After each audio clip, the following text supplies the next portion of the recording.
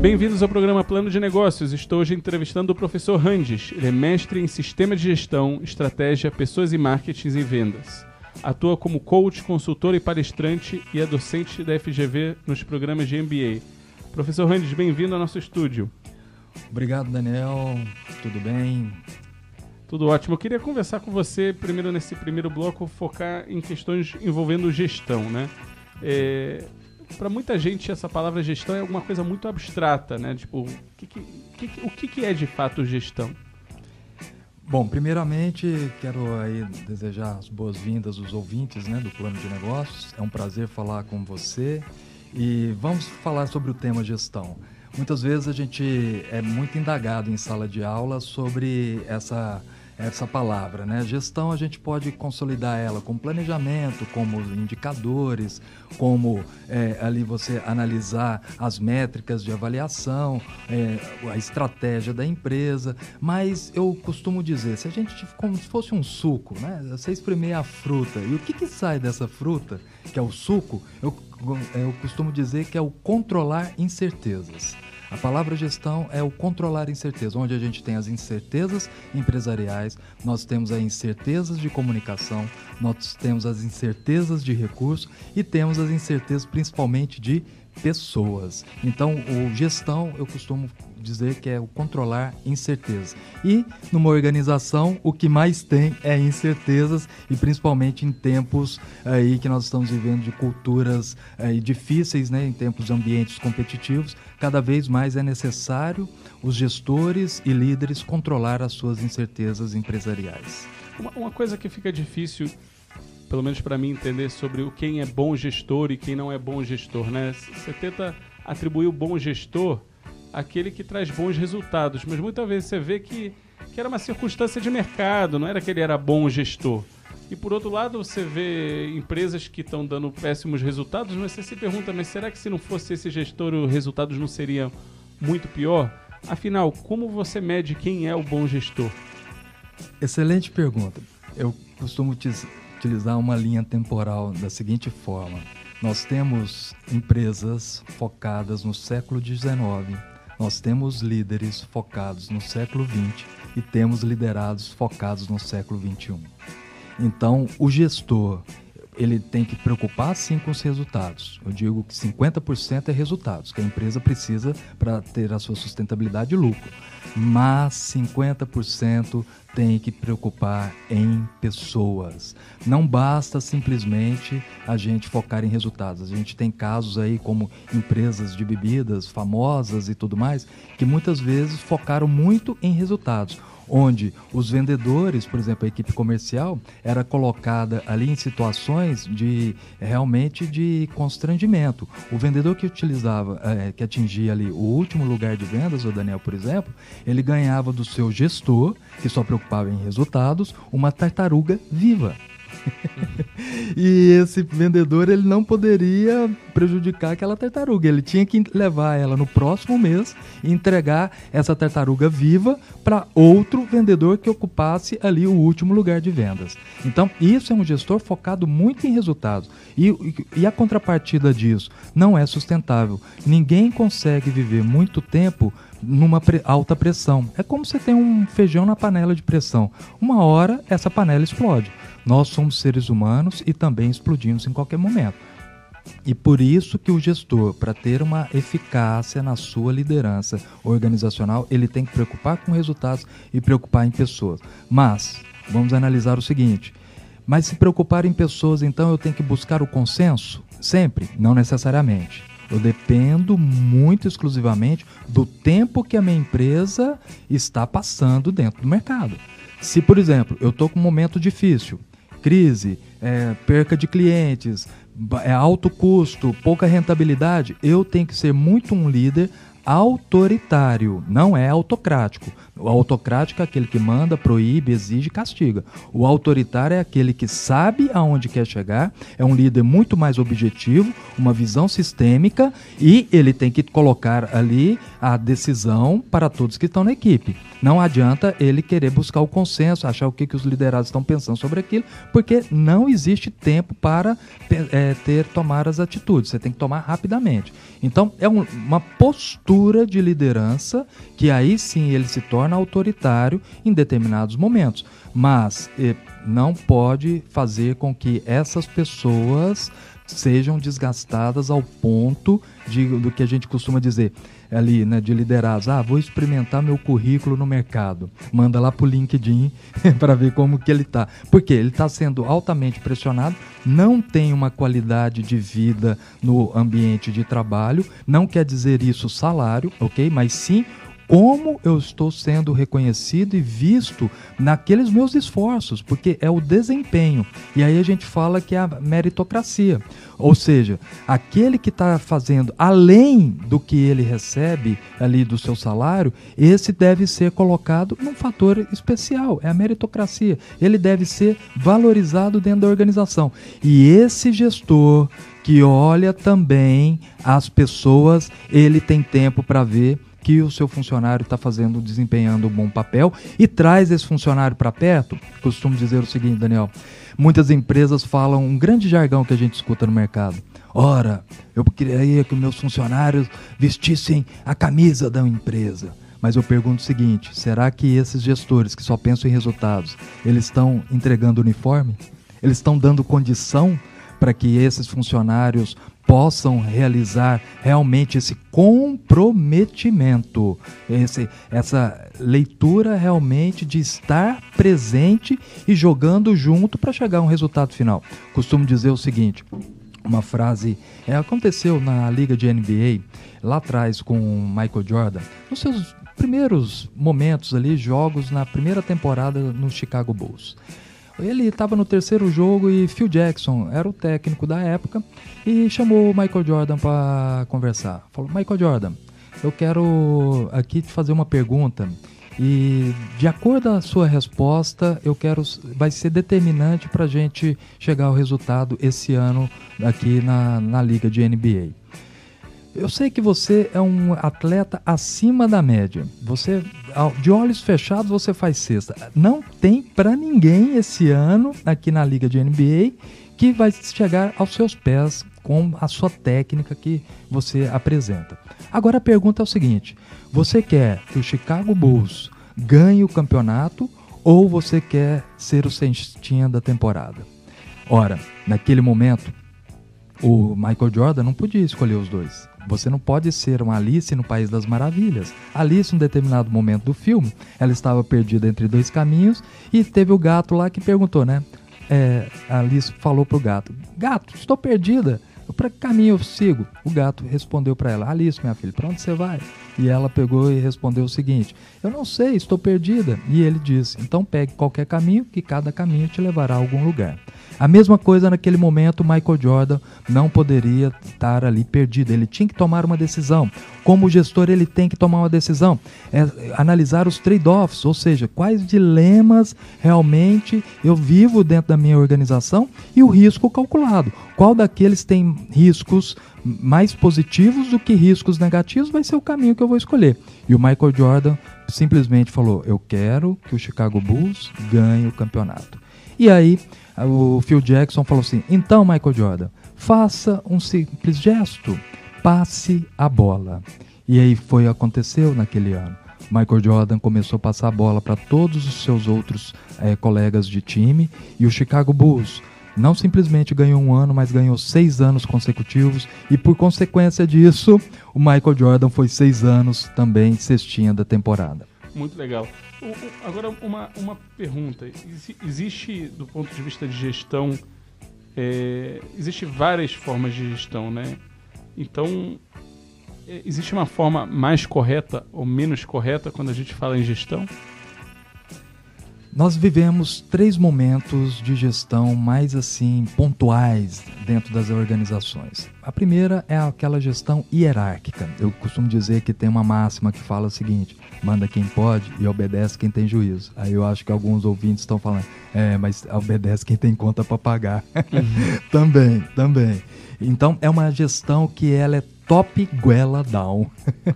É de cima para baixo e não está nem interessado o que lá o chão de fábrica, por exemplo, está percebendo sobre tudo aquilo.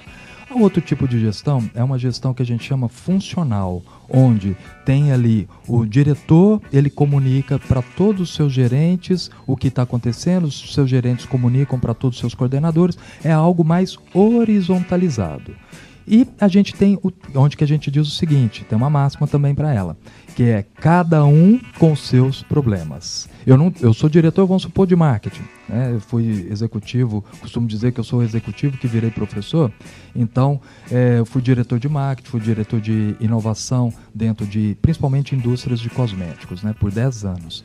E aí eu preocupo ali como diretor de marketing. Agora, se o diretor de produção ele vai demorar X tempo para produzir aquele produto, não é problema meu. O meu negócio é montar a estratégia e deixar pronta para o comercial operacionalizar. Não é isso. Funciona mais cada um com seus problemas dentro da organização. Eu posso até atingir o meu resultado, mas o resultado ele é atingido globalmente se todos os departamentos atingirem os seus próprios resultados. Então, eu passando ali o caminho para o outro também é como se passar a bola.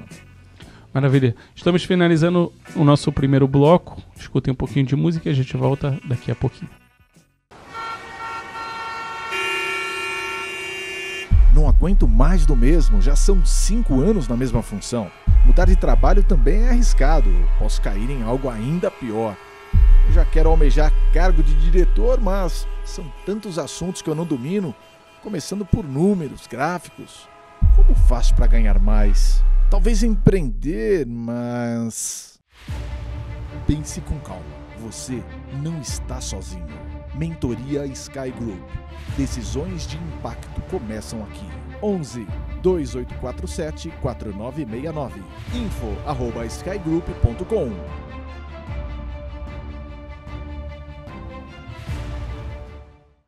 Voltamos ao programa Plano de Negócios. Estou hoje entrevistando o professor Randes, mestre em Sistemas de Gestão, Estratégia, Pessoas, Marketing e Vendas. Atua como coach, consultor, palestrante e docente da FGV nos programas de MBA. Professor, a gente estava falando em diferentes métodos de gestão. Então você explicou que tem o método hierárquico, que todo mundo conhece, o método funcional, que ele é mais colaborativo, e você falou que teria um terceiro. Qual seria esse método? O terceiro ele é mais factível para as empresas quererem alcançar um resultado sustentável, que a gente chama de modelo matricial, ou seja, a gente tem uma máxima, né? Também a gente estava falando das máximas, como o modelo hierárquico, que é aquele manda quem pode, obedece quem tem juízo. O modelo funcional é aquele cada um com seus problemas. O modelo matricial é o que a gente fala de que a união faz a força, onde todos os departamentos são colaborativos. A gente tem uma estrutura tanto verticalizada como horizontalizada. Ou seja, eu como diretor de marketing, eu sei o que o diretor da produção está realizando, como o que o diretor de engenharia está executando, como o diretor de logística está. Nós temos ali uma colaboração, uma comunicação muito alinhada, não só no corpo diretivo da organização, mas todos os gestores, todos os coordenadores. Por que muitas vezes acontece? Eu recebo, assim, a gente tem vários alunos durante aí, o mês ou até durante o ano, né? Chega, uma vez eu fiz uma contagem em 2015, eu até assustei, são mais de 1.000 alunos que passam ali em sala de aula com a gente, e muitos deles falam o seguinte, né? Poxa, professor, o que você está comentando aí, a gente aqui realiza, né, desenvolve a atividade, mas a hora que chega lá num departamento, por exemplo, de engenharia, o que o cliente quer, a engenharia não quer nem saber. Estou dando um exemplo de departamentos, tá? Não estou apontando nenhum departamento nem outro. Mas poderia ser, por exemplo, o próprio departamento de marketing, que não escuta, por exemplo, a equipe comercial, o que o cliente lá na ponta está pedindo. Fala, não, mas hoje a gente programou, esse semestre nós programamos esse lançamento, tal, e vai ali colocando o que a gente chama, né, o empurrômetro ali para o mercado. E muitas vezes não é essa onda, né? Não é só mais foco no cliente, mas também a gente tem que pegar o foco do cliente para desenvolver as coisas. E uma estrutura matricial, a gente tem essa colaboração, essa sinergia muito mais ali rápida acontecendo, e por isso vem com isso as melhorias de processo. Olha só que interessante. Em 2008, teve um caso da American Airlines. Foi aquela grande queda, né, dos Estados Unidos, aquela grande crise, principalmente da aviação americana. E a American Airlines falou o seguinte: precisamos reduzir os custos, né? E aí chegou um determinado momento que analisaram várias situações, tal, e tiraram simplesmente ali o caviar das refeições a bordo diariamente. Ora, quem não gosta de caviar, eu, por exemplo, né, particularmente, eu não gosto, não tenho muito gosto daquele troço lá, não. Mas, como assim, professor? É uma delícia. É uma delícia, mas tem gente como você, né, Daniel, gosta. Então, quer dizer, eu, por exemplo, que não gosto, eu nem ia perceber que aquele caviar não estaria naquela refeição, porque não é algo importante. Você que gosta muito e tal, que é apreciador de caviar, com bom vinho, porque você é um cara fino, um cara, né, elegante, aí você ia falar o quê? Poxa, ia, né, levar ali, de repente a moça esqueceu de colocar o caviar. Eu gosto, mas esqueceu de colocar. Olha só, gente, eles economizaram $1 milhão em caviar durante aquele ano. Isso é uma melhoria de processo, algo que o cliente não agregava um alto valor, agregava valor, mas não era. Você não ia deixar de viajar na American Airlines porque a refeição não tem caviar. Não, você pode comprar 1 quilo de caviar naquele preço que você ia pagar a passagem aérea, por exemplo. Mas não isso era o diferencial para você. Mas é isso que a gente tem que começar a entender. Essa estrutura matricial ajuda as empresas a se enxergarem e principalmente internamente, os seus clientes internos colaborarem com os resultados que aquela empresa precisa alcançar. Porque, como a gente falou aqui do jogo, né? Um jogador sozinho ganha até uma partida, mas somente um time ganha um campeonato. Você, empresário, você, gestor, quer chegar ou ter uma equipe em alta performance, tenha uma atitude de alta performance. Ou seja, faça realmente acontecer as pessoas que estão à sua volta. É do bom para o excelente. Muitas vezes a gente fala, eu quero ter uma excelente equipe, eu quero ter um excelente computador, eu quero ter um excelente produto para vender, eu quero ter o carro do ano, o equipamento mais moderno. Cuidado, o bom é inimigo do ótimo. Faça agora o que está na tua mão. Faça agora a equipe, desenvolva a equipe que está com você agora.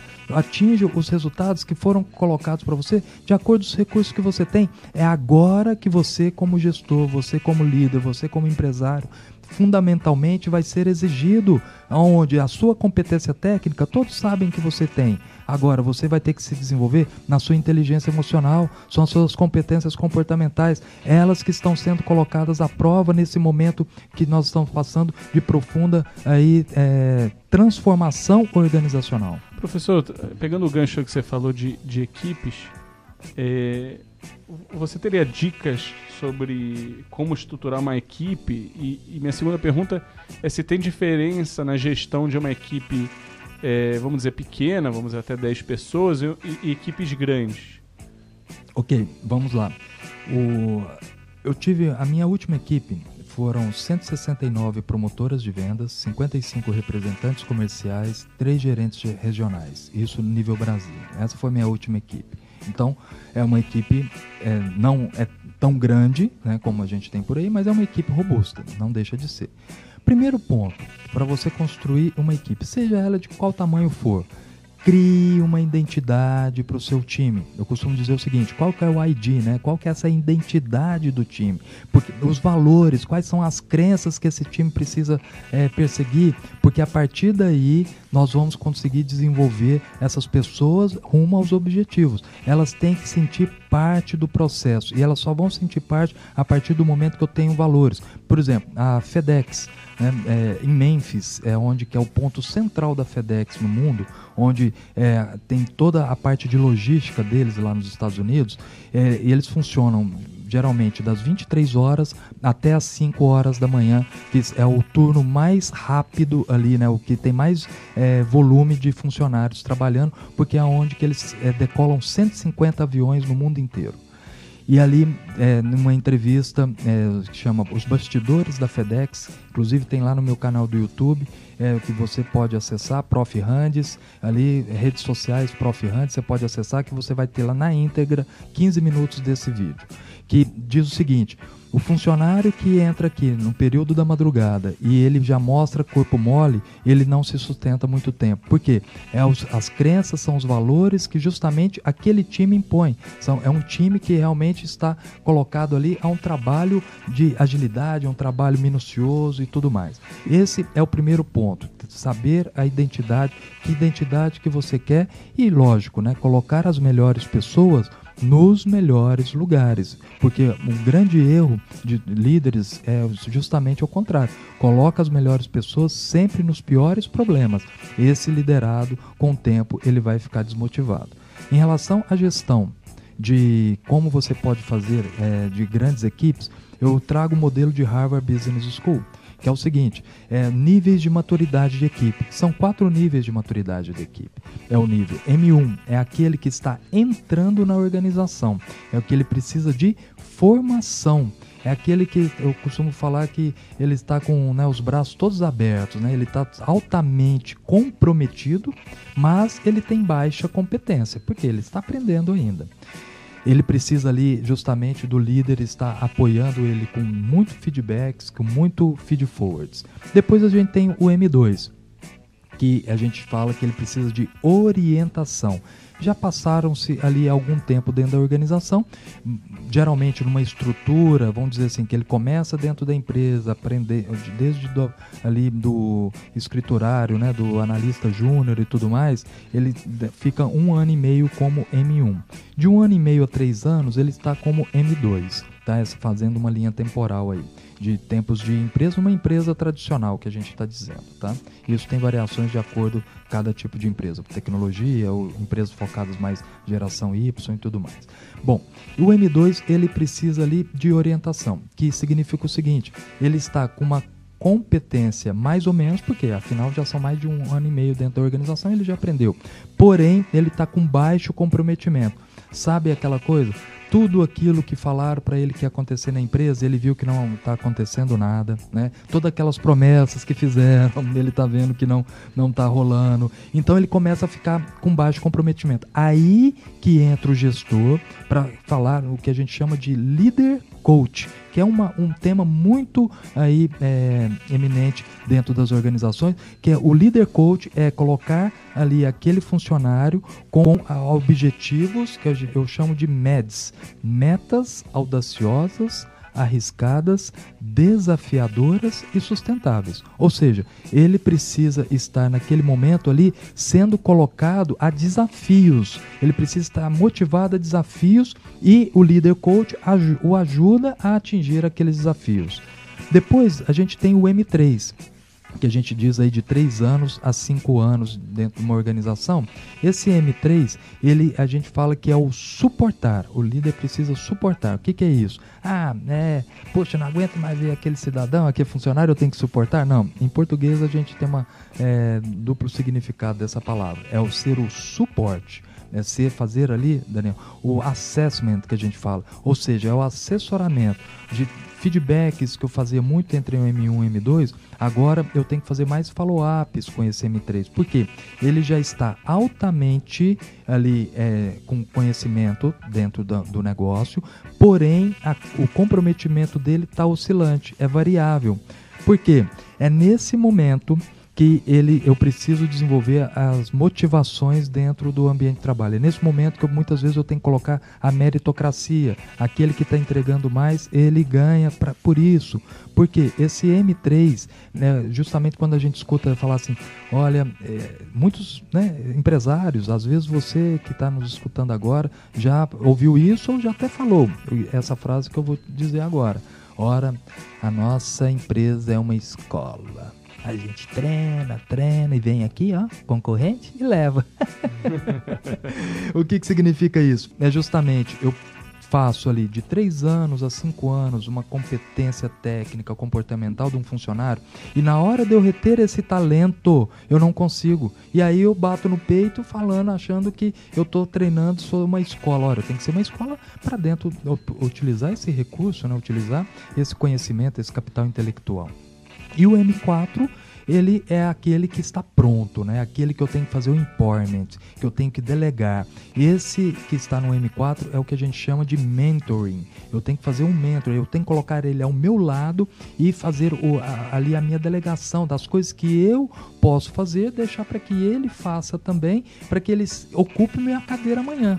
Porque eu só vou ter uma oportunidade dentro da organização se eu tiver alguém preparado para ocupar a minha cadeira. E o nosso grande desafio é justamente, dentro de uma equipe numerosa, falando de equipe, é a gente fazer essa evolução de maturidade da equipe. Pegar aqueles que estão no M1, passar para o M2 e sucessivamente, né? Do M2 para o M3, do M3 para o M4.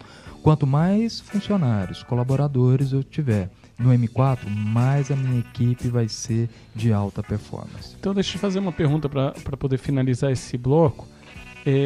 Você é consultor empresarial, você entra nas empresas para ajudar ela.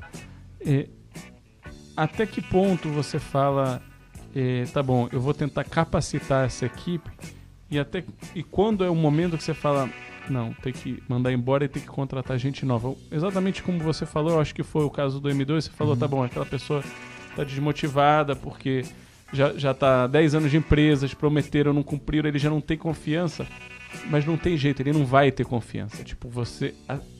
quando é esse momento que você fala, eu tentei o que eu podia, né? Porque a empresa... né?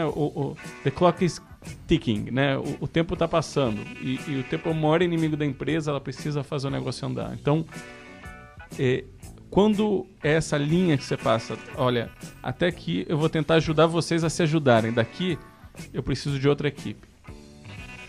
A gente utiliza muito isso em ferramentas de assessment, ferramentas de desenvolvimento de comportamento. Eu digo o seguinte, a gente tem que, lógico que o ideal é a gente achar a luva certa para a mão certa, mas nem sempre é assim. A gente acha a luva um pouquinho maior, os dedinhos ali daquela mão. E justamente esse tempo é o seguinte, o funcionário, e aí tem que ter um olhar muito do gestor. O funcionário quer se desenvolver? Começa pelo funcionário.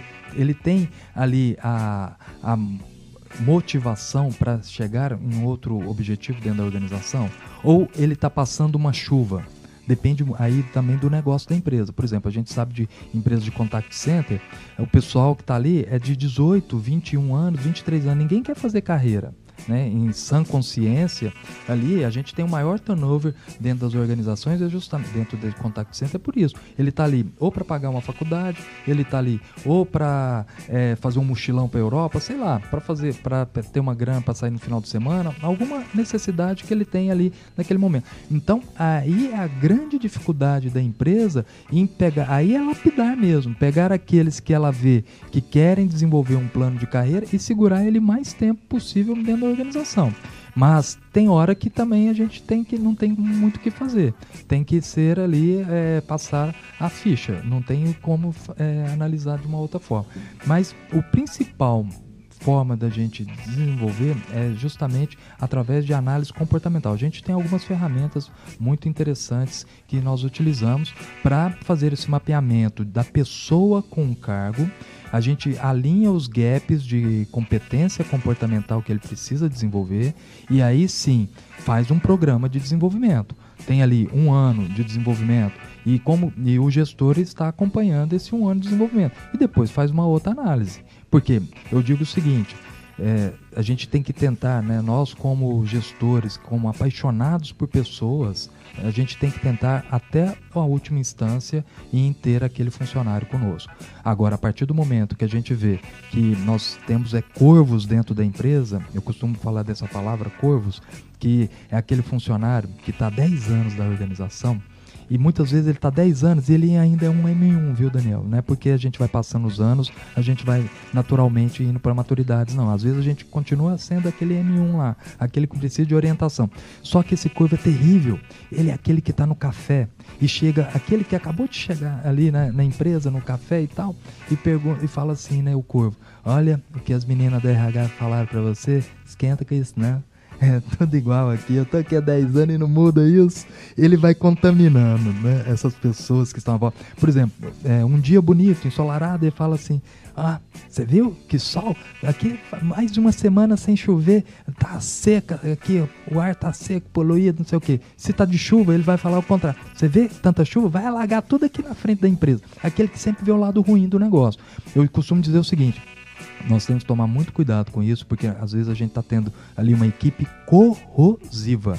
Ou seja, por fora está tudo bem, mas por dentro ela não está sendo ali sustentável, ela está tendo uma autogestão de conflito. E aí, para esse corvo, eu digo para você o seguinte: faça uma excelente carta de recomendação e mande ele para a concorrência. Excelente. Nós estamos finalizando aqui mais um bloco. Escutem um pouquinho de música e a gente volta daqui a pouquinho.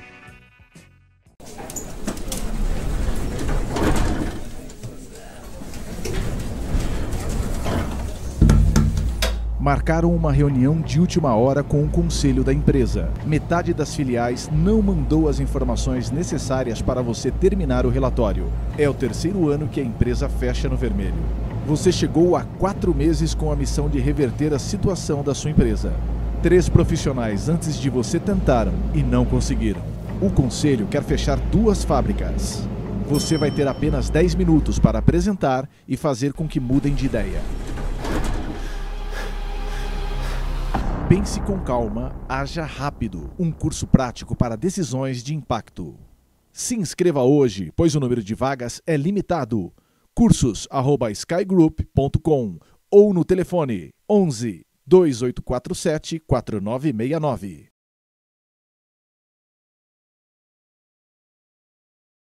Voltamos ao programa Plano de Negócios. Estou hoje com o professor Randes, mestre em Sistemas de Gestão, Estratégia, Pessoas, Marketing e Vendas. Atua como coach, consultor, palestrante e docente da FGV no programa de MBA. Professor, eu queria falar com você um pouquinho sobre as melhores práticas de gestão. Você mencionou já algumas vezes a palavra meritocracia, né? A questão aqui tá bom, a gente entende que se o funcionário entender que existe uma relação entre sua performance e, vamos dizer, o que ele ganha no final do mês, ou alguma causa e consequência bem clara entre, não o esforço dele, mas sim o resultado dele, ele vai ter, em tese, ele estaria mais motivado e mais focado. Porém, o fato é que a gente vê muitas organizações que alguma coisa não funciona desse modelo meritocrático, ou porque ele já está sendo utilizado demais, ou que não tem relação, ele não consegue ver relação entre o que ele realmente cria e o resultado que isso cria para ele mais na frente, ou que a cenourinha ele não gosta de cenoura, ele gosta de bolo, esse tipo de coisa, né?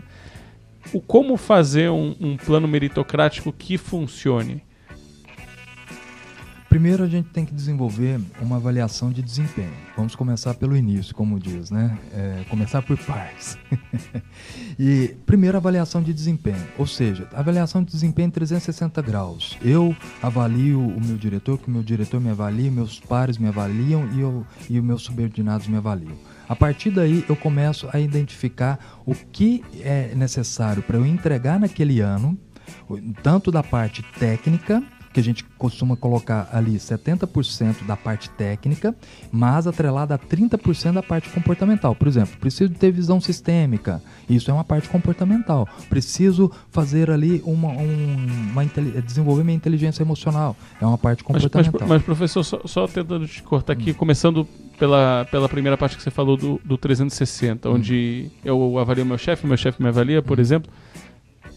Muitas das empresas brasileiras, o funcionário tem pavor de falar, vou falar o que eu acho do meu chefe, ele vai me demitir, né? São poucas as empresas que têm maturidade onde onde tanto o chefe está disposto a escutar o seu subordinado, como o subordinado tem coragem de dizer o que acha do seu chefe. Então, vamos passar primeiro por essa barreira aí para passar pela próxima etapa. Bacana, Daniel. Eu estava recentemente em Campo Grande, dando aula lá, e aí na FGV de lá, e um abraço aí pessoal de Campo Grande, se tiver alguém me escutando aqui, um abração para você. Bom, e aí uma das alunas comentou o seguinte, que fizeram uma avaliação 360, entregaram, lógico, é um documento, né, que você entrega ali na avaliação, não é eu chegando com você como meu líder, eu falo, olha, eu penso isso de você, né? Então a gente entrega um documento, o que a empresa, o que aqueles subordinados pensam sobre aquele líder. Ele reuniu toda uma equipe lá na sala de reunião e falou assim, olha, eu li aqui o que vocês me falaram, tá, não sei o quê. E, logicamente, colocaram, né, desceram o bambu, né? Falaram muito ali, coisas muito mais ali negativas para ele melhorar na gestão do que positivas. E ele simplesmente falou, mas eu não discordo de tudo isso de vocês. Resolveu o problema dele, né? Resolveu o problema dele, mas não do time. Então, quer dizer, vai depender muito realmente de como esse líder vai aceitar essa situação. Agora, a empresa, lógico, isso passa tudo para um RH, a gente sempre começa, né, a falar que o RH é a parte estratégica dentro da organização, que ela precisa justamente fazer, como que ela vai fazer esses molhos, né, misturarem ali para sair um sabor bom. Porque eu não posso chegar, olha, escreva ali de caneta vermelha, todo mundo vai saber que sou eu que estou escrevendo de caneta vermelha. Aí a carta marcada. Mas sim, ele tem empresas que fazem justamente dentro de uma pesquisa via intranet, que você não identifica quem é a pessoa. Então, por isso que a gente fala, uma avaliação 360, dependendo do tamanho da equipe, eu tenho que falar com meus pares, não é só com 1, 2, eu tenho que fazer mais ou menos com 5, 10 pessoas, para eu, de várias atividades, para eles me informarem. Mesma coisa dos meus subordinados, não vou falar com 1, com 2. Também vou colocar uma gama maior de pessoas falando sobre ali aquele feedback. Então,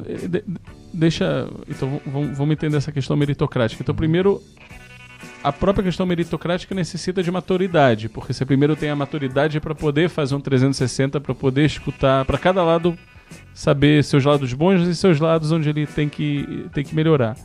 Aí você falou um segundo passo, que é aquele de 70-30, né? 70% eu acho que é a performance técnica, se eu entendi, 30% comportamental. Qual seria o terceiro passo encaminhando para um sistema meritocrático que funcione? Aí sim vem as ações. Até que, geralmente a gente faz o seguinte, em 80% dos indicadores, a gente cria indicadores individuais, tá? Então, por exemplo, o meu indicador como diretor de marketing como o teu como diretor, vamos supor, financeiro, é outro, né, de desenvolvimento. Então, se em 80% eu já consigo, dentro daquele ano, atingir, eu já começo a ter o meu percentual meritocrático. Agora tem uma, assim, quando a gente pensa em meritocracia, a gente pensa automaticamente em vendas, porque vendas, você fala, é muito fácil você medir vendas, né? Mas tem posições que é difícil medir. Então, por exemplo, como mede o contas a pagar? Como se mede o contas a receber de uma empresa? Tá, você pode colocar como projetos, né? Então, quantos projetos que... Porque aí a gente tem que colocar o que a gente fala de inovação dentro da organização, né? Hoje a empresa, para ela crescer, ela tem que ser inovadora. E inovadora muitas vezes em processos. Então, o que a gente chama de inovação incremental, melhoria de processo, que aí seria o terceiro grande passo aí para a meritocracia. E justamente isso, qual projeto que aqueles funcionários do Contas a Pagar sugerem para aquele ano? Então, vai depender muito de realidade de empresa para empresa. Vamos supor que um projeto de contas a pagar não utilizar ali capital, vamos dizer, empréstimo bancário, ele tem que fazer com o próprio recurso da organização, do próprio fluxo de caixa. Mas isso realmente depende dele, porque se abaixou muito as vendas, aí vai ter menos dinheiro para pagar fornecedor, vai acabar... O custo fixo proporcional aumentou com função de vendas, ele vai lá e vai pegar banco. Isso não depende. Ele vai dizer que não depende dele. Então, o que você acha disso? Então, mas aí que tá. É dentro do projeto. O que ele faz? Qual que é a fase plano A? Se está tudo correndo bem, eu vou fazer esse tipo de pagamento. Se não está correndo bem, eu só vou pegar empréstimo, até quanto eu vou pegar de empréstimo. Então tem que ter bem desenhado os critérios sobre onde ele está funcionando para poder medir. Exato. Tem outra situação na empresa que é a famosa rádio peão. Né? Você deu exemplo exatamente, você deu o nome lá do Corvo, né? É o Corvo. É uma questão mesmo em organizações, em empresas organizadas, que é um problema, né? Aquilo vira como se fosse uma verdade. Existe uma forma de lidar com essa rádio peão para tentar passar por uma comunicação institucionalizada, mais saudável para a empresa do que falei, te disse, escutei, é minha opinião porque eu estou aqui há 10 anos? Existe, Daniel. Eu costumo comentar o seguinte: nós temos 3 formas de comunicação dentro da organização. Né? A primeira, aquela comunicação formal, que a empresa, justamente o que você falou, a palavra aí, oficializada, né? Seja ela via e-mail, seja para o informativo da organização, seja pelos jornais de veiculação interna, seja para uma intranet, para uma reunião ali que gera uma pauta, né? Ok. A gente tem a comunicação informal, que é aquela comunicação, por exemplo, eu estou aqui do teu lado e tal, e eu comento com você sobre um projeto, mas não preciso te mandar um e-mail sobre aquilo, né? A gente conversou aqui e tudo mais. A gente fez uma comunicação informal. E não precisa registrar em nada. E tem a boataria, a terceira forma, e aí que é o tal da rádio peão, né? E eu costumo dizer o seguinte: se o profissional ele tiver alguma dúvida dentro de uma situação, ele vai inventar uma história se a empresa não comentar com ele. Então, o que a gente tem que pensar sobre a boataria... Sim, pode concluir. Ok. O que a gente tem que pensar sobre a boataria é o seguinte: eu tenho que falar para o meu funcionário o que está se passando, porque ele inventa uma história. Por exemplo, vamos supor que a matriz demite 10 pessoas. Eu estou na filial e eu acabo virando para um outro: olha, você viu o que aconteceu na matriz? Não, o que aconteceu? Mandaram 10 embora. Falaram que aqui na empresa vão ser 50. E ninguém sabe, a botaria tem um grande problema. Ninguém sabe quem começou e como vai acabar esse troço. E por quê? A organização, muitas vezes, ela se esconde dentro de uma comunicação transparente. Ela poderia comunicar que foram demitidas 10 pessoas e acabou aí as demissões e resolveu o problema já na raiz, né? Mesmo que seja cruel ou não, né? Muito legal. Finalizamos aqui mais um bloco, a gente volta daqui a pouquinho.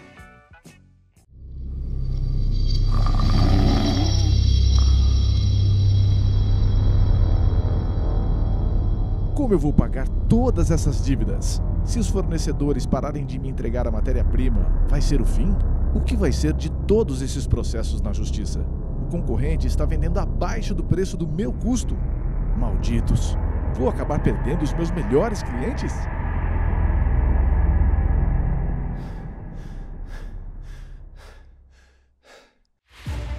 Pense com calma. Você não está sozinho. Conselho Consultivo Sky Group. Decisões de impacto começam aqui. 11 2847 4969. info@skygroup.com.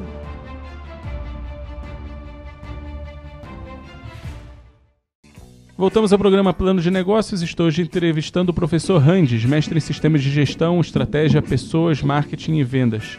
Atua como coach, consultor, palestrante e docente da FGV nos programas de MBA. Professor, quais são os principais desafios que você está envolvido assim, com o setor privado? 2 grandes principais desafios: comunicação e trabalho em equipe. Voltando ao bloco anterior que a gente estava falando sobre comunicação. Então, por que a empresa muda muito só de CNPJ, viu, Daniel? O que a empresa ela não atinge o resultado? Ou por falta de clareza na comunicação, ou por falta de engajamento e comprometimento do time. Esses são os grandes desafios que a gente tem hoje. Muito interessante. Então, falando nisso, quando você fala de comunicação e fala de equipe, acaba tocando um pouquinho na figura do líder. Se a empresa tem um chefe ou ela tem um líder. Sim. E o que acontece quando você tem... O chefe existe, às vezes é o fundador da empresa, né? Às vezes é um diretor, que ele simplesmente não é líder. Então, isso por consequência já, né, não sendo um líder, ele não se comunica bem, ele não motiva seus funcionários, ele ele nunca foi preparado para o cargo, às vezes tem razões históricas que ele se tornou, ou veio parar naquela posição. O que você faz quando você se depara com um chefe que não é líder? É nítido quando a gente entra numa empresa, viu, Daniel, e começa a observar pequenos sinais. Uma vez eu estava numa empresa no interior aqui de São Paulo e eu cheguei no estacionamento dessa empresa e tinha ali as vagas da diretoria. E nas vagas de diretoria, eu não sei como que chama, mas é aquele bloquinho, né, de cimento que o carro para ali os pneus, né, da frente, estava escrito assim, diretor comercial. Ali era a vaga do cara. Aí depois tinha lá, diretor de engenharia. Tinha a vaga do cara lá também. E depois o diretor financeiro. Não sei porquê, o diretor financeiro ele ficava debaixo de uma árvore. Não sei porquê. E aí o RH me chamou pra gente conversar. Com algumas frutas pesadas em cima, né? Não, era sombra mesmo. O cara era esperto. Ele que pagava todo mundo, ele pegou a melhor vaga. Então, o RH chamou pra gente conversar sobre liderança. Então, você já começa a ver que não adianta a gente realizar um trabalho comportamental, um treinamento vivencial que a gente realiza outdoor, né? Ao ar livre que a gente fala e tudo mais, que você tem essa motivação, né? Você cria essa automotivação dos colaboradores, que isso não vai perdurar. Então, muitas vezes a gente alinha com o RH quando essa liderança é falha, quando essa liderança é altamente autocrática, porque se eu escolho ali a minha vaga, imagine só o que eu vou fazer com os meus liderados. Vou só comentar um exemplo da Volkswagen alemã. É muito interessante lá, eu já realizei o coach para expatriados e eles me comentaram o seguinte: lá, o primeiro funcionário que chega no estacionamento, ele para o carro mais longe da entrada. Porque para aquele que chegar em cima da hora, eles têm uma vaga na frente para ele não perder o horário, cara. Então, olha que interessante, igual na Groenlândia, eu costumo dizer nas empresas da Groenlândia, entendeu? As empresas da Groenlândia é assim, se eu chego primeiro, eu pego a melhor vaga, onde tem a melhor sombra, porque aquele que chega por último, esse problema é dele, quem mandou ele acordar tarde ou ter problema para chegar no trabalho, né? Então, primeira coisa é isso, a gente alinhar com o RH.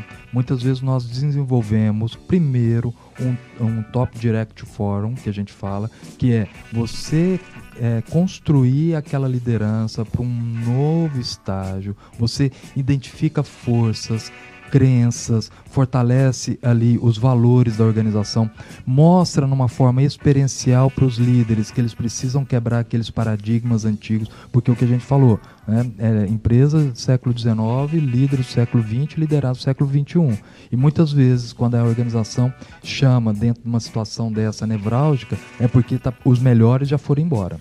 Os melhores profissionais foram embora e estão ficando só os corvos. E aí não adianta fazer programa de demissão voluntária, porque os corvos não vão embora nessa. Eles falam, agora é aqui que eu fico, é aqui que eu vou ficar. Ele não sai nessa. Né? Então, primeira coisa, é alinhar com a RH um programa de desenvolvimento de gestores, de liderança, para que você possa fazer esse rollout dentro da organização. E você falando do RH, então... quanto maduro você sente os departamentos de RH das empresas que você veio trabalhando? Porque esse é outro aspecto importante, né? Se a solução passa pelo RH, se pressupõe que o RH tem maturidade para trabalhar com... O RH ele tem que influenciar, ele é subordinado aos chefes, né? Aos líderes. E ele tem que influenciar a forma que esses trabalham. Não é nada óbvio que um subordinado tem esse poder de influência sobre um CEO de uma empresa, sobre um diretor financeiro, o comercial, o diretor de operações. O diretor de operações fala, essa empresa só existe por causa de mim, né? Tipo, fica quieto aí no teu lugar. Então, isso exige muita maturidade do líder e muito do RH. Como você vê o preparo do RH para tratar com esse tipo de desafios?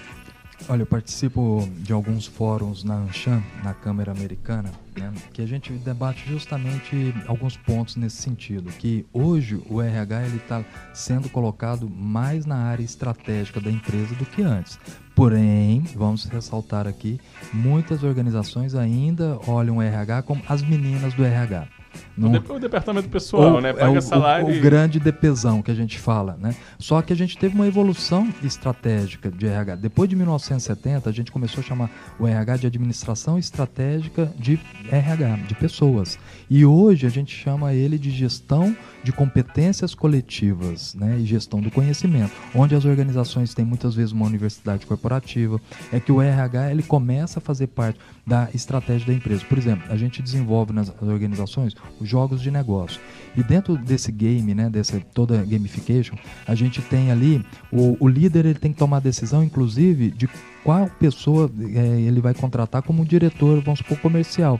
E ele tem que, o salário desse diretor comercial influencia no fluxo de caixa dele. Então, quer dizer, ele tem que trazer isso, aonde que entra o RH. Eu tenho que achar o melhor ali pessoa profissional para ocupar o melhor lugar.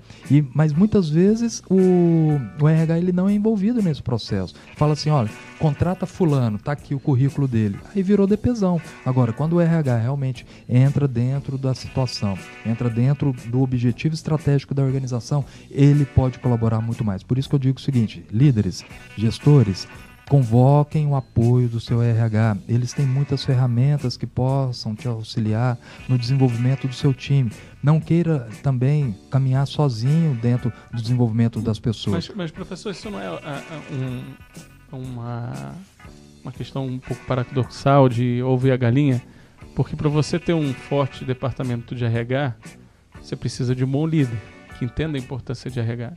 E por outro lado, se você não tem um bom líder, você não vai ter um RH para promover as mudanças que precisa na empresa. Então, é esse caso ou não funciona assim de fato? É por isso que a gente está vendo hoje somente as empresas como míope. Por que tem muitas empresas quebrando? Está o resultado aí. Porque só enxerga o curto prazo. Vai dar resultado? Vai, então vamos fazer. Não vai dar resultado? Não vamos fazer. E aí, quando passa uma situação complicadíssima de mercado, falando de macroeconomia e tudo mais, ou de internacionalização, de exportação, moedas, que seja, concorrência acirrada, aí aqueles que estão mais preparados, aqueles que têm um time mais coeso, conseguem sustentar, passar por essas dificuldades. E muitas vezes, olha só o caso da Olivetti. Vamos relembrar aí um passado não tão distante assim, não é da minha época não, mas era uma líder das impressoras, né? Não é italiana, né? Eu costumo dizer que não é da tilografia, máquinas de escrever. Isso. Eu costumo dizer que não é da minha época não, mas a vovó me contava, né? Que é o seguinte, o presidente da Olivetti chegando, os primeiros PCs na década de 80 chegando no Brasil, o presidente da Olivetti falou assim, vamos chamar as duas melhores secretárias aqui. Aí chamaram dentro da empresa dele as suas duas melhores secretárias para digitar uma carta. Uma na máquina de escrever, outra no computador. Ora, qual delas digitou assim mais rápido? Lógico, aquela que tinha maior habilidade na máquina de escrever. E qual foi a decisão estratégica dele? Esse negócio de computador não vai virar, vamos continuar vendendo máquina de escrever. E deu no que deu. Então, muitas vezes, o que eu falo, é a hora da mudança. Vire a chave. Você que tem as dificuldades que a gente está comentando aqui, que nós estamos colocando várias situações sobre gestão, que vê essa dificuldade, é a hora de você virar a chave antes do concorrente virar a chave para você. E aí a empresa não mais ser sustentável dentro desse mercado. E uma última pergunta para a gente finalizar, professor, esse programa. Tem algumas empresas como Google, né, Facebook, mas até mesmo o banco, como o Banco Itaú, etc., que eles têm uma facilidade de atrair os talentos, porque são marcas muito conhecidas, são empresas sustentáveis. Então, minha pergunta, o que faz uma empresa média quando o banco de talentos ele não consegue ou tem dificuldade de concorrer com uma proposta de uma Google ou de um banco, um grande banco, ou de uma grande instituição? O que pode fazer essas empresas para tentar concorrer nesse banco de talentos? Eu estou dando uma consultoria para uma empresa de médio porte, né? E justamente nós estamos começando fazendo a coisa certa lá. Ele está crescendo muito, rapidamente, e ele quer crescer sustentavelmente. Não simplesmente crescer de faturamento, mas crescer também com as pessoas que estão lá. O primeiro ponto que eu falo é o seguinte, é o ambiente de trabalho. Eu chamo de espiritualidade corporativa. Inclusive, vou lançar um livro na CONAR, no Congresso Nacional de RH. Nós estamos com um livro lançado de Empresa Espiritualmente Dirigida, que é justamente falando que não é salário que faz você ficar numa empresa A, numa empresa B. Não é ali uma meritocracia que você está ganhando mais porque você está desempenhando mais papel. Não, mas assim, como eu me sinto engajado nos objetivos da organização, como eu me sinto ali valorizado, e são pequenos atos que fazem uma grande diferença.